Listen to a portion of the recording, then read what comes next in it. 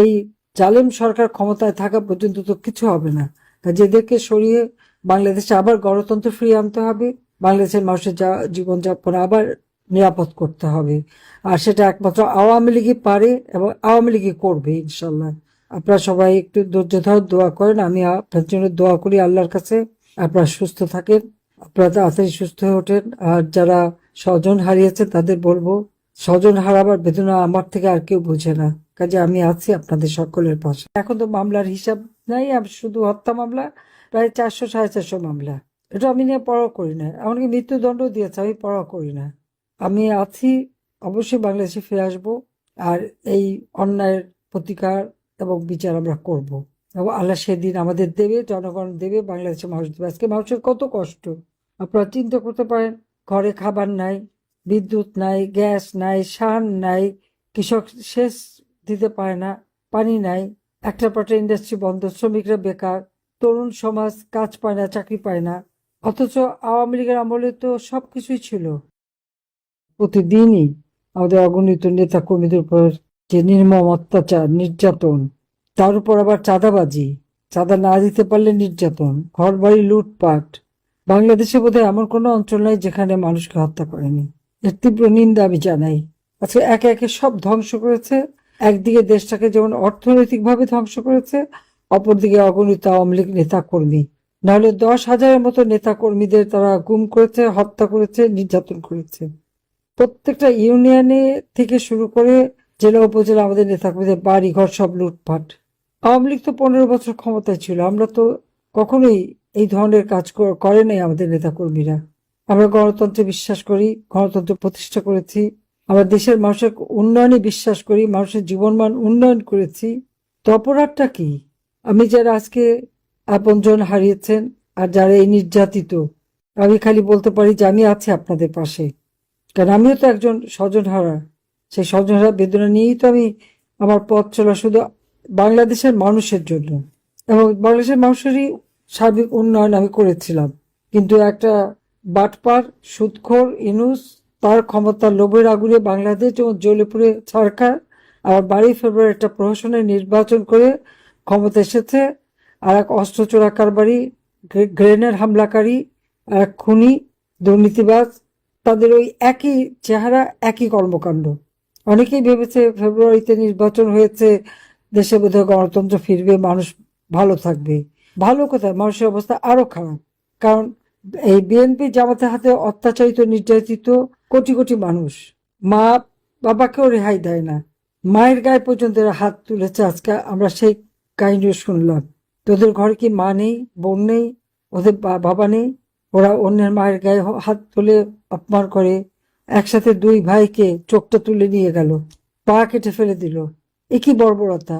মানুষ মেয়ে পুকুরের পানিতে ফেলে দেয়। এই বর্বরতার একদিন উপযুক্ত বিচার হবে।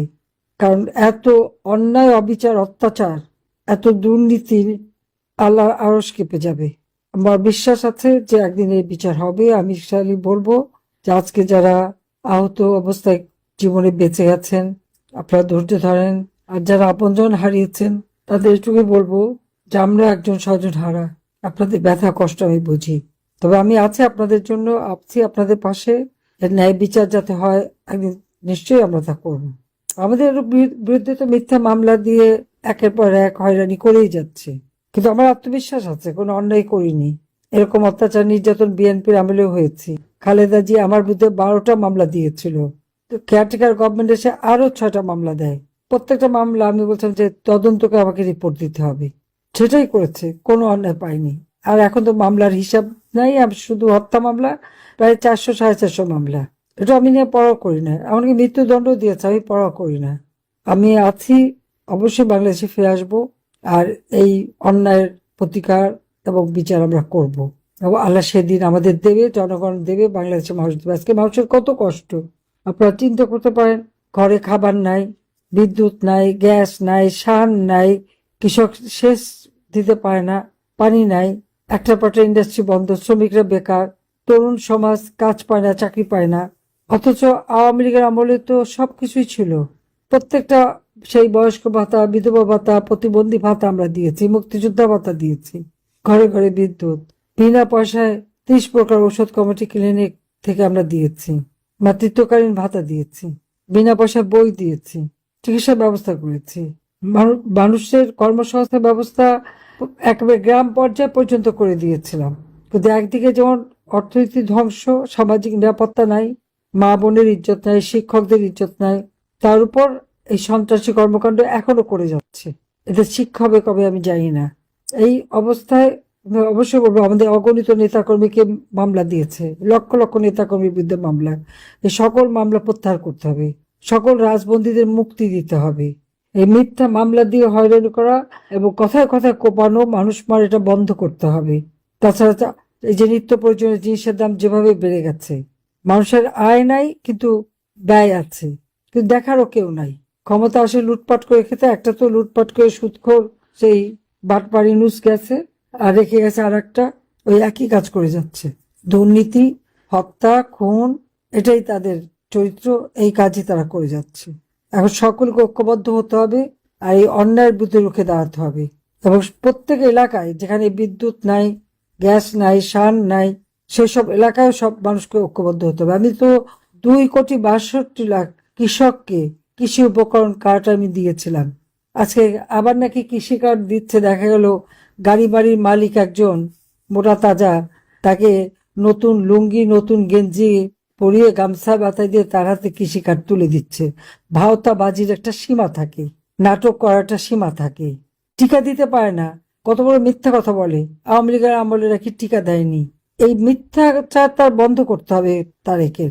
আওয়ামী লীগ আমলে এমনকি কোভিডের সময়ও বিনামূল্যে টিকা দিয়েছে, ওর মা খালেদা জিয়ারও বিনামূল্যে টিকা দিয়েছিলাম।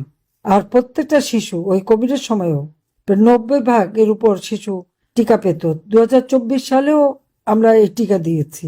তাহলে 25 সালে কেন টিকা পেল না, 26 সালে কেন টিকা পেল না? 25 সালে ইনুস আর 26 সালে তারেক সমস্ত টাকা পয়সা চুরি করে খেয়ে গেছে। 7,97,000 কোটি টাকার বাজেট দিয়েছিলাম, যেখানে স্বাস্থ্য খাতে বিরাট অঙ্কের টাকা, সব চুরি করে লুটপাট করে খেয়ে আজকে শত শত শিশু মারা যাচ্ছে। হাসপাতালে যে কটা শিশু নিয়ে যাচ্ছে তাদের হিসাব পাওয়া যাচ্ছে, কিন্তু তার বাইরে ঘরে যে যারা মারা যাচ্ছে সেই হিসাব তো নাই। এই শিশু হত্যার দায় ইনুস আর তারেককে নিতে হবে। কেন ক্ষমতা আসার সাথে সাথে সে টিকা দেওয়ার ব্যবস্থা করতে পারলো না? আমরা তো করেছি, আওয়ামী লীগ করেছে, ইনুস বা তারেক বিএনপি পারে না কেন? এই শিশু হত্যা, তার উপর কুপিয়ে মানুষ হত্যা। আওয়ামী লীগের নেতা কর্মীরা যদি কাজ করতে পারতো, মানুষের পাশে দাঁড়াতে পারতো, মানুষের অনেক সহযোগিতা করতে পারতো।